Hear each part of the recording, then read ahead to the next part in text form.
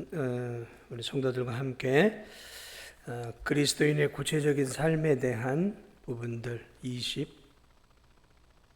27절, 25절부터 7절까지 나누었는데, 지난 시간에 나누었던 게 이제 거짓말하지 말고 참된 것을 말하라 그랬습니다. 이게 지금 계속해서 이 비교를 해놓고 있는데요. 비교를 해놓고 있는 것은 하나는 소극적인 거고 하나는 적극적인 거예요.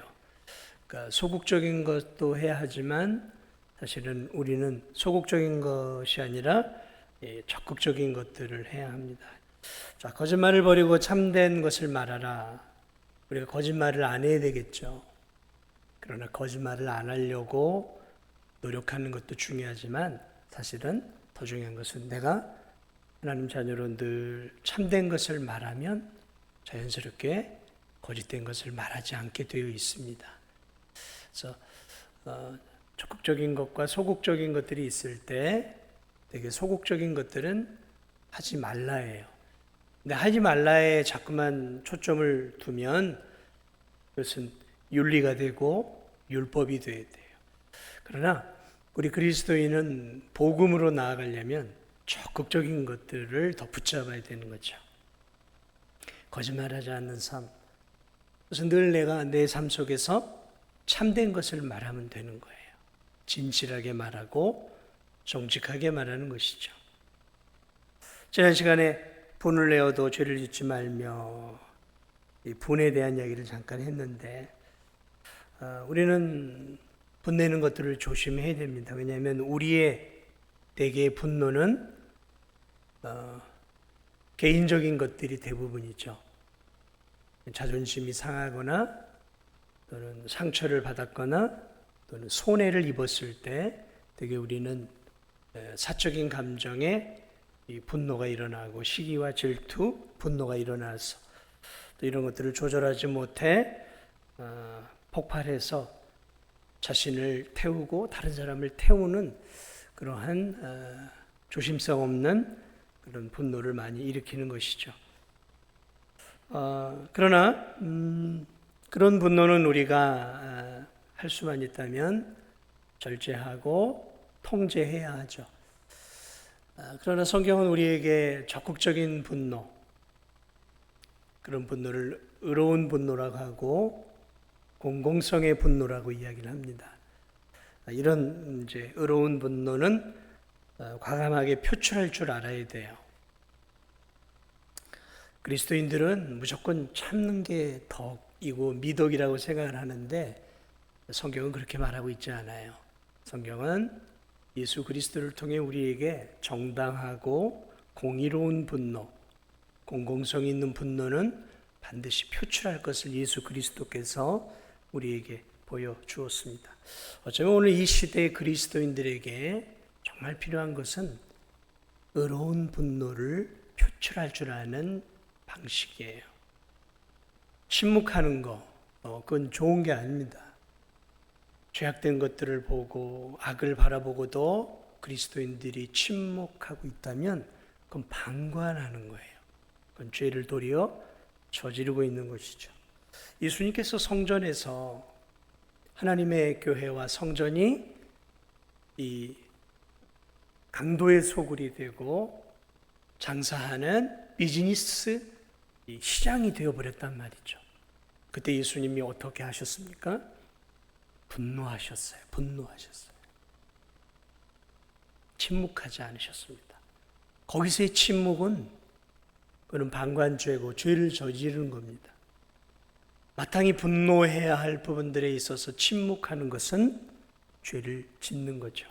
여러분, 만약 여러분의 부모가 동네 바깥에서 다른 사람들의 이야기거리의 주제가 되고 내 부모를 욕하고 험담하고 헐뜯는 사람들이 있다고 한번 가정을 해보세요. 내 사랑하는 부모가 다른 사람들에 의해서 지금 험담의 대상이 되고 필요 이상의 그런 어떤 그 욕을 먹고 있고, 그러면 여러분이 그것들을 보았다면 여러분은 침묵하시렵니까? 내 부모가 욕을 먹고 있는데 그건 비굴한 자식이죠. 그거는 정말 부모를 사랑하는 자식이 아닌 거죠. 내 부모가 험담의 대상이 되어지고 옳지 않은 욕을 먹고 있다고 하면 거기 가서 분명히 내가 정당한 분노를 발해야 되는 것입니다. 내 부모가 뭘 잘못했느냐 이야기해라 하고 분노를 발해야 되는 것이죠. 근데 바보같이 내 부모가 욕을 먹고 있어도 아무 소리 못하고 그렇게 침묵하고 있다면 그런 자식은 부모에게 얼마나 근심과 고통거리인 것이죠. 오늘 이 시대도 마찬가지예요, 여러분. 오늘 이 시대에 하나님이 욕을 먹고 있어요, 지금. 교회가 무시당하고 어느 이 세상 속에서 하나님의 영광이 가려지고 하나님의 말씀을 우습게 하는 시대가 되어졌단 말이죠. 하나님의 교회와 성도의 자유가 침해당하고 있어요. 예배드릴 권리들을 침해하려고 해요. 그런데 그런 하나님의 영광이 가려지고 하나님 아버지가 조롱을 당하는 이 시대 속에서 성도들이 가만히 바보같이 침묵만 하고 있다. 그건 참다운 그리스도인이 아니에요, 제가 볼 때. 그건 비굴한 그리스도인이죠. 분노할 때 분노할 수 있어야 되는 거예요. 오늘날은 정말 분노해야 될 부분들에 대해서, 이야기해야 될 부분들에 대해서 침묵하고 있는 소심한 그리스도인들이 오늘 너무 많아요. 너무 많아요. 예수님은 하나님의 영광을 가로차는 악한 자들을 향해 가만히 계시지 않았어요. 분노하셨어요. 분노하셨어요. 그리고 그들의 잘못을 지적하셨고 그 죄악과 그들과 싸운 게 아니라 그들이 지은 죄악과 싸우셨어요. 죄악과 싸우셨어요. 오늘날 그리스도인들은 하나님의 영광을 가리는 악한 자들과 악한 환경을 보면서 거룩한 분노를 발할 수 있어야 되는 거예요. 자신의 몸만을 살리는 이기적이고 소극적인 그리스도인이 되어서는 안 돼요, 이제. 지금 시대는 그런 시대예요. 사람과 싸우라는 이야기가 아니에요.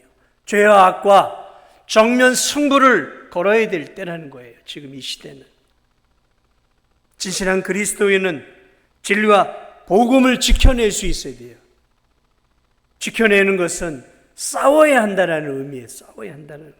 당당하고 용기 있게 아버지의 영광을 위해 이 시대에 분노를 내고 죄악된 것들과 맞서 싸우면서 진리를 사수하고 교회를 지켜내야 하는 것이죠. 나라가 지금 포괄적 차별금지법으로 비윤리적이고 비상식적으로 악법을 만들어가고 있는 이때 그리스도인들이 기도하는 건 너무 중요해요.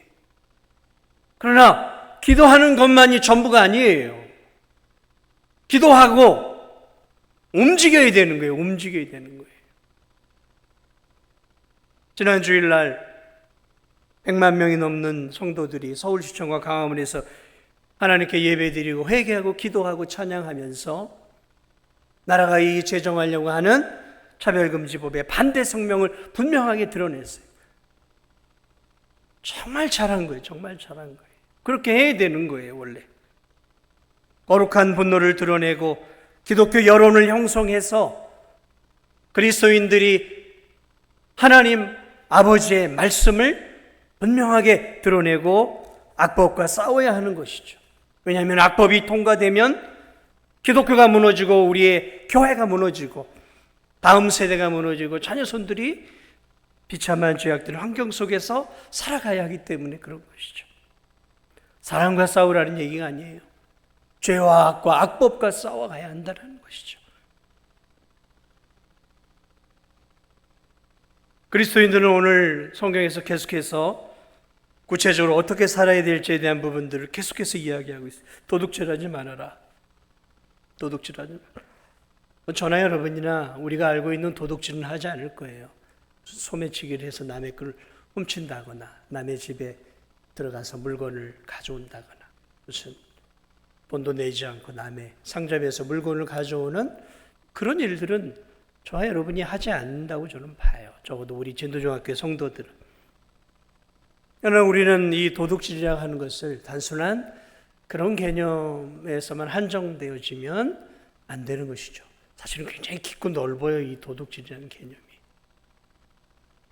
사실 이 도둑질하는 사람들의 특징은 뭐냐면 게으른 사람들입니다. 무슨 말이냐면 남의 것을 이렇게 땀 흘려서 내가 소유하려고 하는 것이 아니라 땀 흘리지 않고 소유하려고 하는 것이 도둑질이란 말이죠. 그러므로 도둑질하는 사람들의 특징은 게으른 사람들이에요. 게으른 사람. 땀을 흘리지 않으려고 나태한 사람들입니다. 물론 정직하지 않아요, 이 사람들은. 마음속에 불의한 마음들이 가득하죠. 이기적인 것이죠. 남이 땀을 흘려 가지고 있는 것들을 나는 땀도 흘리지 않고 가져오려고 하는 것이죠. 이기심이죠. 이기심. 자기 중심성. 죄죠, 이게.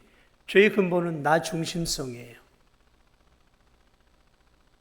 내가 중요한 거죠. 네. 다른 사람이 어떻게 되든 상관없어요. 나만 행복하면 되죠. 나만 잘 살면 되고 내가 정말 잘 되면 되는 거죠. 이게 이제 이기성이고 자기 중심성이죠. 여기서 이제 한 걸음 더 나아가면 땀 흘리지 않고 내 유익을 취하는 방법은 도둑질이에요. 에베소 편지를 썼던 이 바울이 편지를 썼던 이 에베소 지역은 말 그대로 우상숭배가 가득한 곳이었어요. 여러분이 우상숭배와 세상의 정신이 지배하는 곳에 중요한 특징이 있어요. 그것은 도둑질하는 문화입니다. 도둑질하는 문화예요. 세상의 정신은 남의 것을 쉽게 가로채는 것들을 죄라고 생각하지 않아요. 힘의 권력의 힘이 있는 사람은 취할 수 있는 거죠.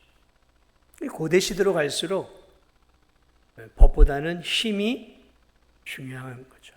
힘이 있으면 다 누릴 수 있는 거예요. 전쟁을 통해서든 이런 것들을 통해서. 이 일종의 지금의 나라와 나라의 이 전쟁은 일종의 국가적인 도둑질이에요. 다른 나라 것들을 전쟁을 통해서 땅을 뺏고 다른 나라의 물건들을 뺏는 거잖아요. 이 전쟁을 해서 도둑질입니다. 국가적인 도둑질이에요. 쉽게 먹으려고 하는 거죠. 자, 이 에베소 지역, 이 성도들이 도둑질을 죄라고 생각하지 않고 사는 문화 속에서 살았어요. 그런데 예수님을 믿었어요. 예수님을 믿고 보니까 죄가 뭔지를 알기 시작한 거죠. 이게 도둑질이 죄라는 것을 이제 알게 된 거예요.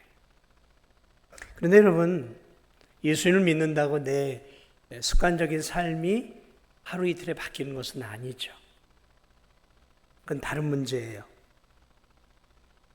예수님을 믿는다고 걸걸하게 욕을 하며 살아가는 사람이 한순간에 욕을 안 하는 사람이 된 것은 아니죠.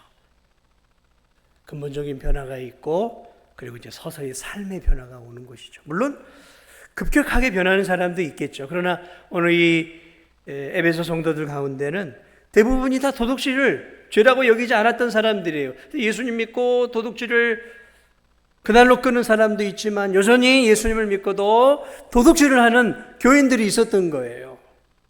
그래서 바울이 예수님 믿는 성도들이 어떻게 여지까지 도둑질을 하느냐? 도둑질하지 말아라 라고 지금 바울이 이야기하고 있는 거예요.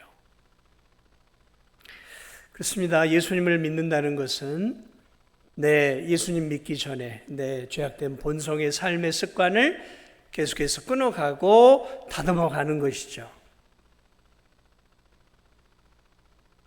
예수님을 믿고 내가 하나님의 자녀가 되었다고 해서 하루아침에 내 삶이 죄악된 삶이 나쁜 습관이 하루아침에 바뀌어지는 거 아니에요. 물론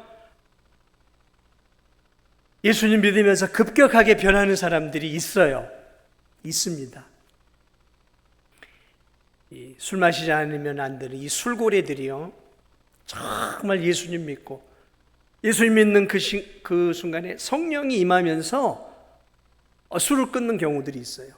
그렇게 좋아했던 그 술이 예수님 믿고 났는데 먹으려고 하니까 이게 써서 못 먹는 거죠. 써서 못 먹는, 이게 하나님 바꿔내신 거죠. 꼴초로 살아가는 사람들이 예수님 믿고 한순간에 바뀐 사람들이 있어요. 담배를 피려고 하면 이 담배, 이 니코틴이 역겹단 말이죠. 역겨워. 담배 냄새가 막 싫은 거예요. 담배 냄새. 하루 아침에 하나님 그렇게 바꿔버려요. 저도 뭐 담배를 피지 않지만 저 50m에서 담배만 펴도 막 그 연기만 와도 머리가 지끈지끈 저도 아프단 말이죠. 이거는 담배를 아예 안 피는 사람들의 특징인데 성령이 그렇게 바꾸는 경우들이 있어요. 그렇게 도박을 좋아하는 사람이 예수님 믿고 성령이 임하면 한순간에 도박을 끊어요. 그런데 그런 특수한 경우들이 보편적인 것은 아니에요. 예수님을 믿어도 도박을 좋아했던 사람은 여전히 손이 도박하는 쪽으로 가고, 예수를 믿어도 담배를 줄기차게 했던 사람은 예배당 끝나고 집에 가서 집안 마당 귀퉁이에 앉아서 쭈그리고 앉아서 또 피는 것이죠. 그러니까 하루 이틀에 고쳐지는 거 아니에요. 1, 2년에 고쳐지는 것도 아니에요. 자, 마찬가지로 예배 성도들도 예수님을 믿었지만 여전히 도둑질하는 삶의 습관들이 변화가 안 되고 있었던 것이죠. 그래서 여전히 도둑질을 하는 성도들이 있었던 거예요. 그건 시대의 문화란 말이에요. 그러나 우리가 알고 있는 이 도둑질, 남의 주머니에 돈을 훔치거나 남의 것을 몰래 가져가는 것만을 우리는 도둑질이라고는 하지 않습니다. 그것만 도둑질이 아니죠. 내가 회사를 다니고 있어요. 근데 회사에 안에서 사용하라고 하는 이 공공기물을 내가 주머니에 쓱 넣어가지고 내가 사적으로 쓰고 다닌다면 그것도 일종의 도둑질인 거예요. 내가 경로당 안에서 이렇게 공공기물들을 쓰라고, 비품들을 쓰라고 줬는데 이 경로당 안에서 또는 복지관 같은 데서 함께 쓰라고, 그 안에서 쓰라고 놓은 것들을 내가 슬쩍 주머니에 넣어가지고 집이나 바깥에 나가서 개인적인 용도로 쓰면 그것도 도둑질이에요. 그것도 도둑질입니다. 공산주의가 무너진 지 얼마 안 돼서 제가 저 우즈벡에 가서 사역을 할 때 그 교회를 지어놨어요. 지어놓고 한국식으로 생각을 하고 있는데 이게 막 교회 안에 비품들이 없어지는 거예요. 교회 안에 비품도 없어지고, 교회 식당에 먹으려고 주일날 이제 함께 먹으려고 고기도 사다 놓고 과일도 사다 놓고 하면 가다 이렇게 보면 이것들이 막 사라져 있는 거예요. 사라져 있는 거예요. 알고 봤더니 이 학생들이나 어른들이 다 도둑놈들이에요. 도둑놈들이.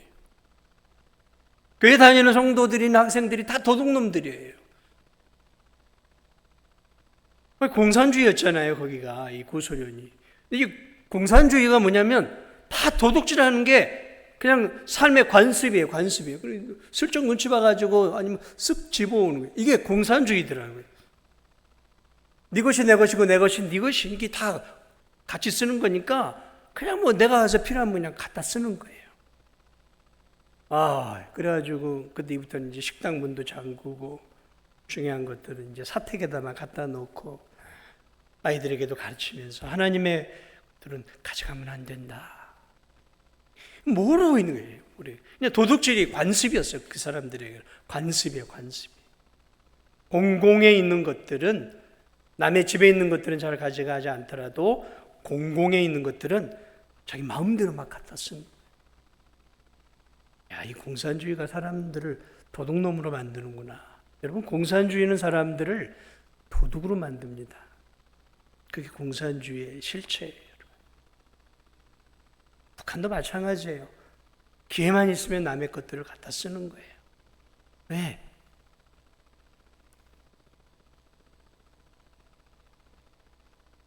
그렇습니다. 여러분, 도둑이라는 것들 우리가 잘 생각해야 됩니다. 요즘 같은 경우는 정당한 세금을 탈루하는 것도 도둑이죠. 고용주이지만 정당한 대가를 직원들에게 주지 않고 그렇게 직원들을 착취하는 것도 그게 도둑이죠. 회사의 직원이에요. 그런데 짬밥도 있어요. 이제 은퇴도 얼마 안 남았어요. 그러니까 일하지 않고 이렇게 돌아다니면서 업무 시간에 사우나나 하고 그냥 이렇게 이런 찻집 가서 차나 마시고 시간 때우다가 퇴근한다고 한번 가정을 해보세요. 여러분 그거 도둑입니다. 일하라고 회사에서 돈을 주는데 회사의 시간들을 도둑질하고 있는 거예요. 돈을 도둑질하고 있는 거랑 똑같습니다. 회사의 임직원들이 회사의 중요한 기밀이나 프로젝트나 기술들을 빼돌려서 외국에 이렇게 팔아먹는 경우들이 나오죠. 도둑질 아닙니까 이것도? 군사기밀을 해서 다른 나라에 파는 산업 스파이들이 얼마나 많아요. 도둑질이죠. 논문을 쓸 때 남의 논문 각주도 달지 않고 자기 것인 것처럼 이렇게 쓰는 거. 이게 다 도둑질이죠. 회사에서 밑에 직원의 아이디어를 자기 것이냐 이렇게 도용해서 다 인정받을. 그래서 직원의 아이디어를 도둑질하는 것도 이게 도둑질이에요. 도둑질이에요. 도둑질이 많죠. 땀 흘려 내가 수고해서 어떤 것들을 얻으려고 하는 것이 아니라 쉽게 흘리지 않고 이기적으로 다른 사람의 것들을 통해서 내가 유익을 보려고 한다면 그게 이제 도둑질이고 도둑놈 심보죠. 그리스도인은 그래서는 안 된다는 것이죠. 여러분 땀 흘려 일하지 않고 높은 지위에 올라가려고 하는 거, 그 도둑 심보죠. 열심히 일하고 최선을 다하지 않고도 많은 돈을 벌려고 하면 방법 없어요. 도둑질하는 것밖에는. 교회 안에서도 땀 흘려 몸된 교회를 섬기지 않고 헌신하고 성도들을 사랑으로 섬기지 않으면서도 성도들의 인정을 받고 성도들의 존경을 받고 성도들의 대접을 받기를 원한다면 그 도둑이죠. 그 도둑 심보죠 사실은. 나는 무관심하고 사랑을 주지 않으면서도 나는 그 성도에게 사랑과 관심을 받기를 원하는 것. 도둑 심보죠.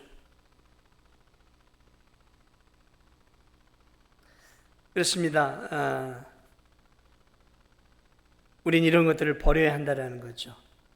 땀 흘리지 않고 노력하지 않고 다른 사람의 것들을 쉽게 얻으려고 하는 것들은 그것은 도둑질과 다름이 없다라고 우리가 생각을 할 수 있는 거죠. 자, 그러면 도둑질하지 않는 삶을 살려면 어떻게 해야 되는가? 우리 성경은 적극적으로 이렇게 얘기합니다. 자기 손으로 수고하라라는 거죠. 빈궁한 자에게 구제하고 선한 일을 하라. 그러니까 다른 사람의 것을 가지고 내가 누리려고 하는 게 아니라 그리스도인은 다른 사람의 것을 가지고 내가 누리려고 하는 게 아니라 쉽게 내가 수고해서 다른 사람을 채워주는 삶이라는 거죠. 반대죠. 완전히 반대죠. 여기서 지금 자기 손으로 수고하라 그랬는데 이 수고라는 이 말은 땀을 흘려 피곤하기까지 일하라는 거예요. 땀을 흘려 피곤하기까지 힘을 다해 일을 하라는 거예요. 그러니까 힘을 다해 일해야 되는 거예요. 그리스도인들은. 뭔가를 쉽게 하려고 하면 다 도둑심보죠. 도둑심보죠. 목사가 설교는 잘하고 싶고 땀 흘려 이 설교 준비하는 것들은 고통스럽고 힘드니까 예를 들어 유명한 목사의 설교 원고를 가지고 그대로 와가지고 한다고 해보십시오. 이게 도둑심보죠. 아니죠. 땀을 흘려서 내가 준비를 해야 되는 거 아니겠습니까?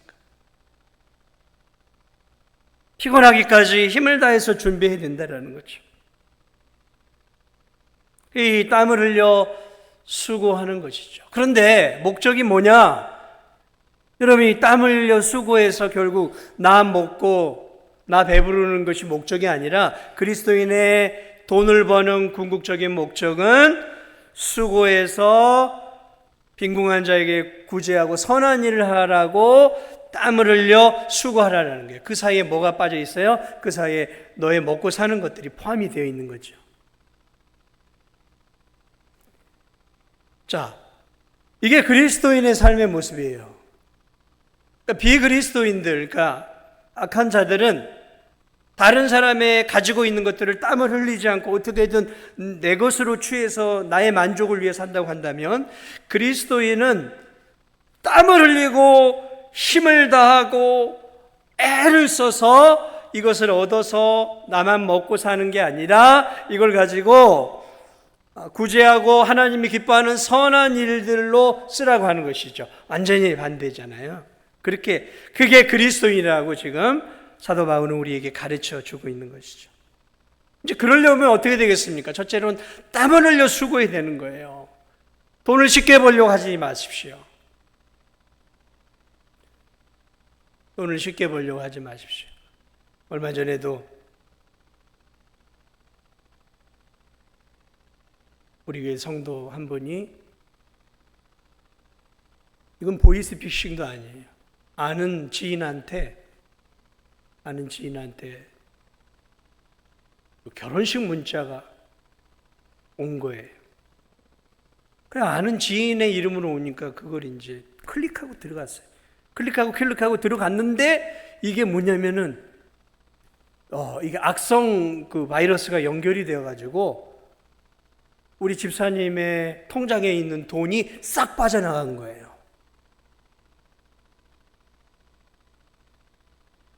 근데 그 악성 그 지인이 보낸 것도 아니에요. 그러니까 이 보이스피싱 단체 같은 데서 이렇게 해서, 여러분이 이상한 문자 같은 거 막 들어오면 함부로 들어가지 마세요. 그래가지고 공사 대금으로 써야 할 1,000몇백만 원에 가지고 있던 그 돈이 싹 빠져나가 버린 거예요. 이게 돈 쉽게 벌려고 하는 이 악한 사람들 때문에 성실하게 땀 흘려 버는 사람들이 피눈물이 나는 거죠, 정말.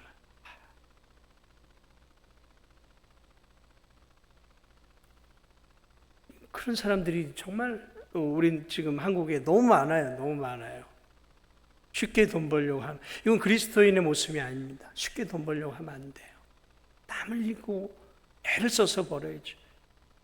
그리고 땀 흘려 애를 써서 벌어서, 그리고 그걸 가지고 허랑방탕하게 써서도 안 돼요, 그리스도인들은.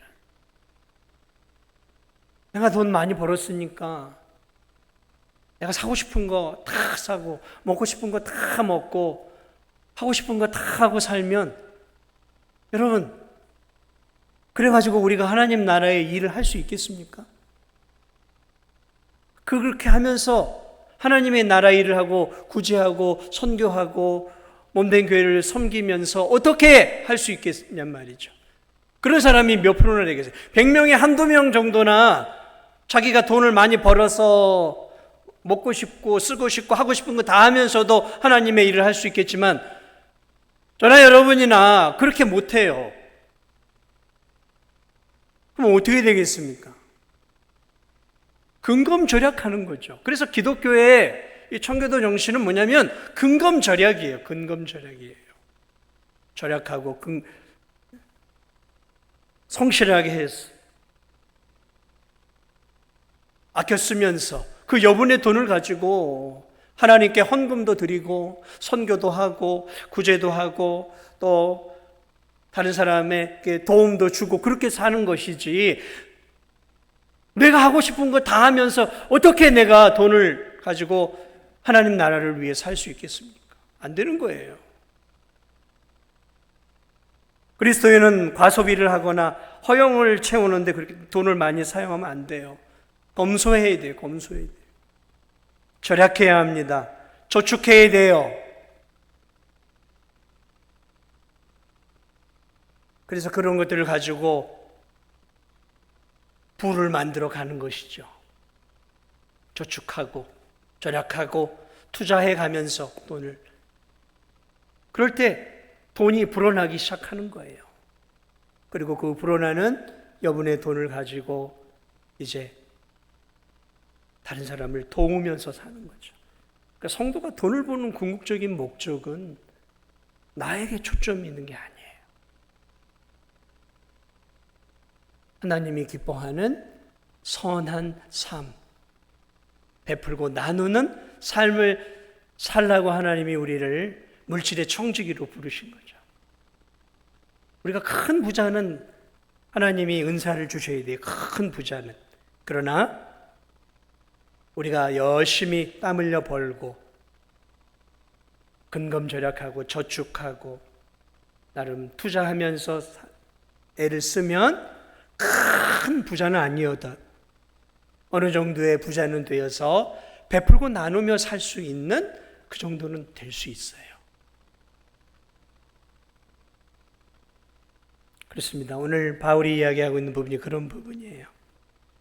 자기 손으로 수고하여 선한 일을 하라. 도둑질 안 하는 삶을 안 살려고 몸부림치는 것도 좋지만 더 몸부림을 쳐야 되는 것은 그게 아니라 잘 땀 흘려 돈 벌어서 그것들을 선한 방법으로 불려서 잘 쓰는 기쁨을 가지고 사는 거예요. 쓰는 기쁨, 베푸는 기쁨, 나누는 기쁨, 얼마나 좋습니까? 선교지 가면 참 행복한 게 뭐냐면 베풀고 나누잖아요. 우리 성도들이 한 헌금들을 가지고 물건도 사고 또 장학금도 가지고 가고 쌀도 해가지고 그거 가지고 이제 선교지에서 막 이제 저하고 이제 같이 간 선교 팀원들이 막 나눠주잖아요. 근데 그 나눠주는 기쁨이 얼마나 좋은지 몰라요. 얼마나 좋은지 몰라요. 그 받는 사람들이 그 행복해하는 그 표정을 보면 얼마나 행복한지. 야, 참 우리 교회가 참 이렇게 나누며 살 수 있는 교회가 돼. 얼마나 감사한가. 우리의 기쁨은 나누는 기쁨이 최고의 기쁨이 되어야 돼요. 아멘? 나누는 기쁨. 나누는 기쁨이죠.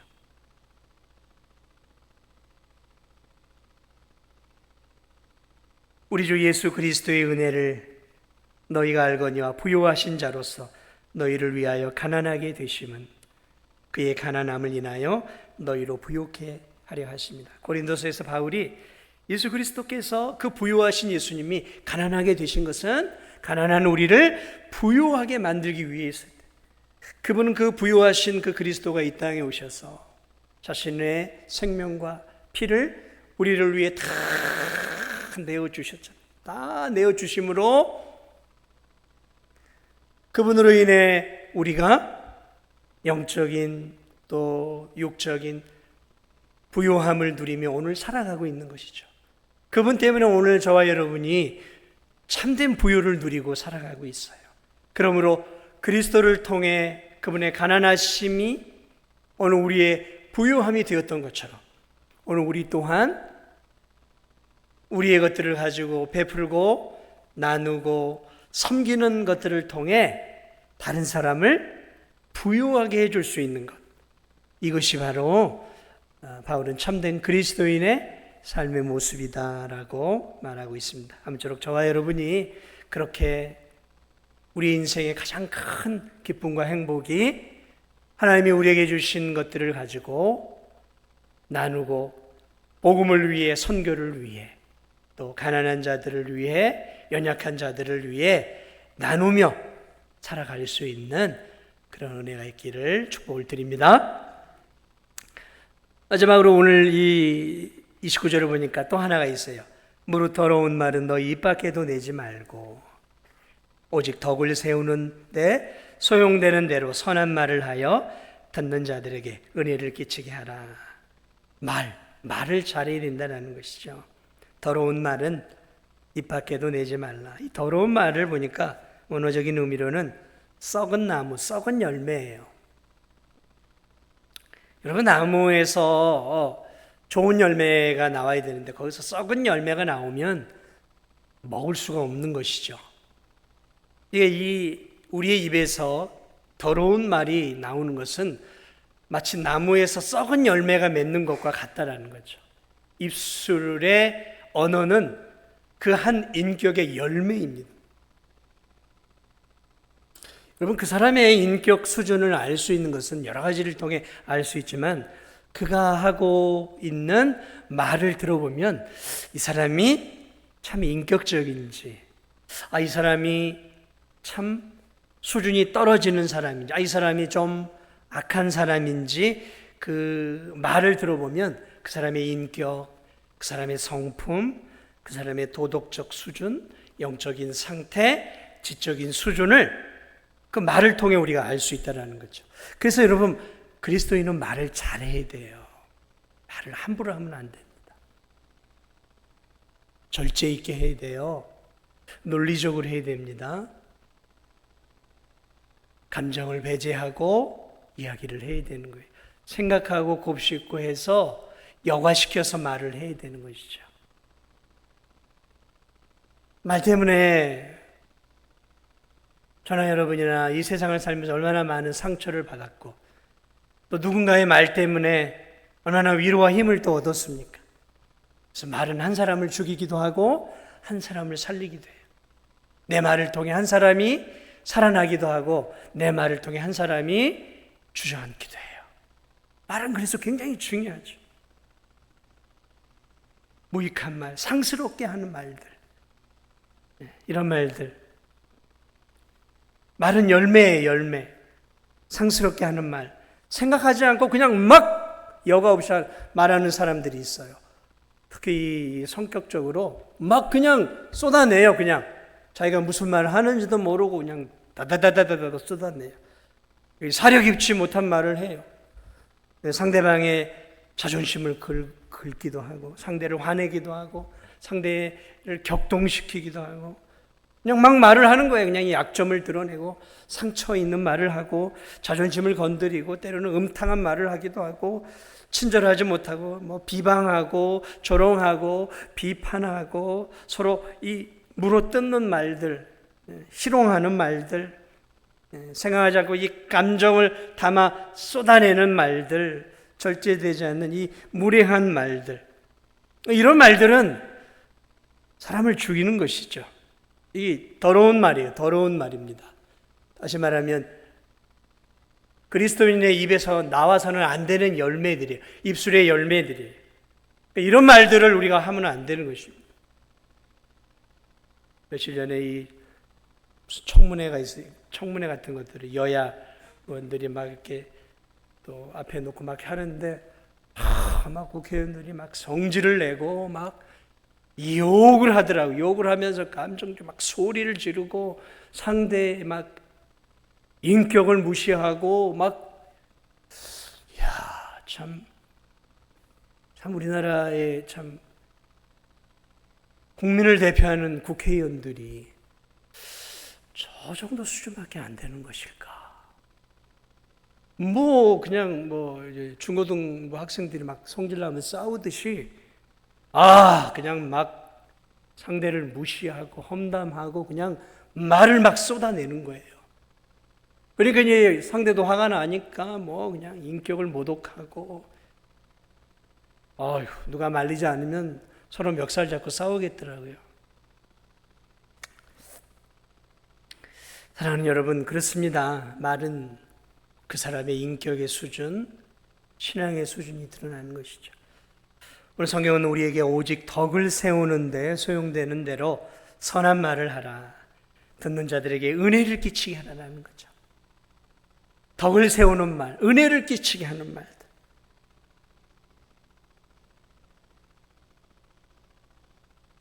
이런 말들은 기본적으로 생각을 하고 말을 하는 겁니다. 생각을 하고 말을 해야 돼요.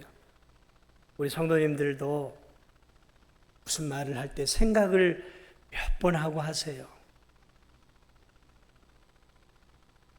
사역을 하다 보면 의외로 새가족들이나 이제 교회 처음에 온 사람들이 교회 오래 다닌 사람들의 무심코 툭툭 던지는 말 때문에 상처를 많이 받더라고요. 생각보다 많이 받아요.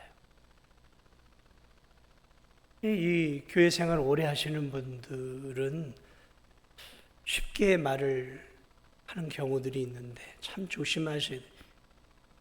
안 나와서 왜 안 나왔나 이렇게 가서 이렇게 이야기를 하다 보면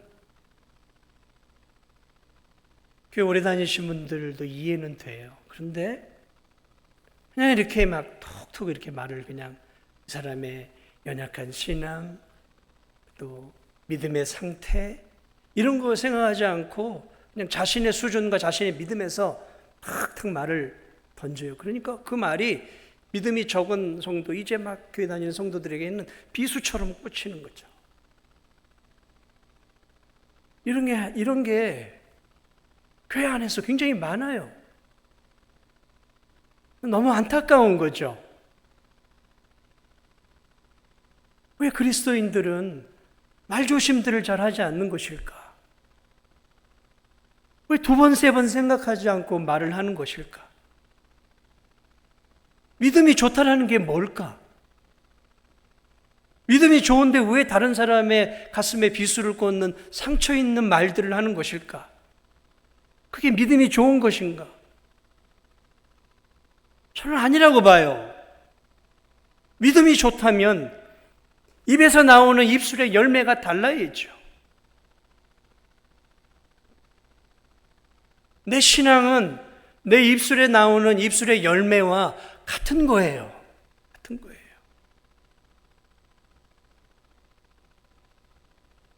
우린 정말 말을 할 때 정말 조심해야 돼요. 정말. 한 번 생각하고 두 번 생각하고 세 번 생각하고 말을 해야 돼요. 말을 해야 돼요. 감정을 절제하고 할 수만 있다면 요점이 있는 가치 있는 말들을 해야 돼요. 성경은 경우에 합당한 말이라고 표현을 해요. 경우에 합당한 말은 은쟁반의 옥구슬과 같다 그랬어요. 이건 은혜를 끼치게 하는 말이에요. 은혜를 끼치고. 다른 사람을 세워주는 말이죠. 다른 사람을 무너뜨리는 말이 아니라 다른 사람을, 연약한 성도나 사람들을 세워주는 말이죠. 세워주는 말. 골로새서 4장 6절에서는 너희 말을 항상 은혜 가운데서 소금으로 맛을 냄과 같이 하라. 마치 음식에 소금이 들어가면 그 음식의 맛이 확 살아나는 것처럼 너의 말이, 너와 대화하는 그 상대가 살아나게 만들어줘야 되는 거예요. 믿음이 살아나게 만들고 신앙이 살아나게 만들고 영적으로 살아나도록 만들어줘요. 근데 내가 대화하는 것들을 통해서 이 상대가 나로 인해서 믿음이 저하되고 약해지고 그렇게 되어진다고 하면 우리의 말과 대화는 뭔가 변화를 가져야 되는 거예요.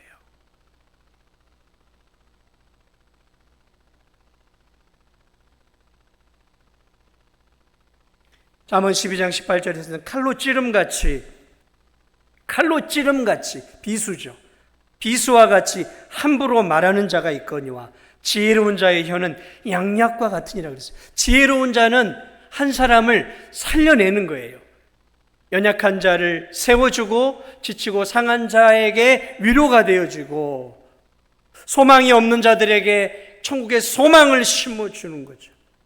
그러나 함부로 말하는 자는 칼로 찌른같이 다른 성도의 가슴을 후비는 거예요. 후벼요.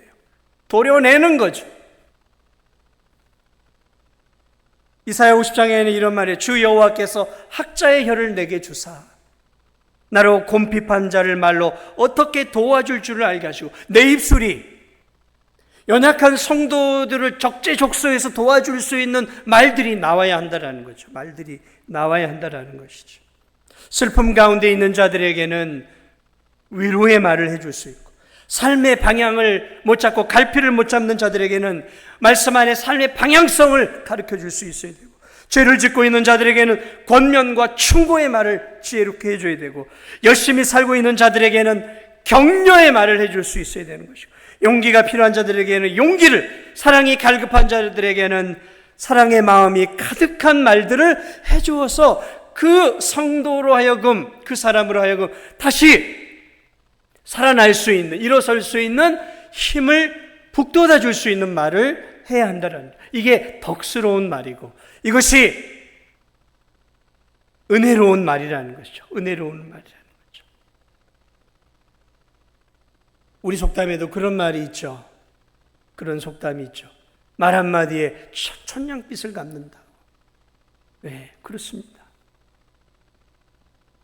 그리스도인의 말 한마디는 천냥빛이 아니라 그리스도인의 말로 인해서 한 영혼이 지옥에서 천국으로 옮겨질 수도 있는 것이고, 그리스도인의 잘못된 비수와 같은 말 한마디는 한 영혼을 실족시켜서 지옥으로 떨어뜨릴 수도 있어요.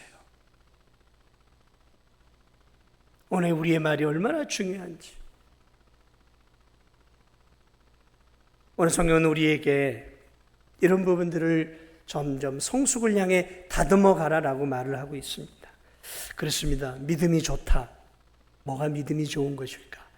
저는 말을 잘하는 게, 오늘 여기서 말하는 성경적으로 말을 잘해서 다른 사람의 연약한 부분들을 세워주는 성도야말로 정말 저는 믿음이 좋은 성숙한 성도라고 봐요. 돈을 많이 벌어서 저축하고 아껴 써서 그 돈을 가지고 다른 사람을 세워주고 연약한 자들을 돕고 하나님 나라를 위해 펑펑 쓰면서 영적 기쁨을 누리며 사는 성도, 제가 볼 땐 이게 진짜 성숙한 성도예요.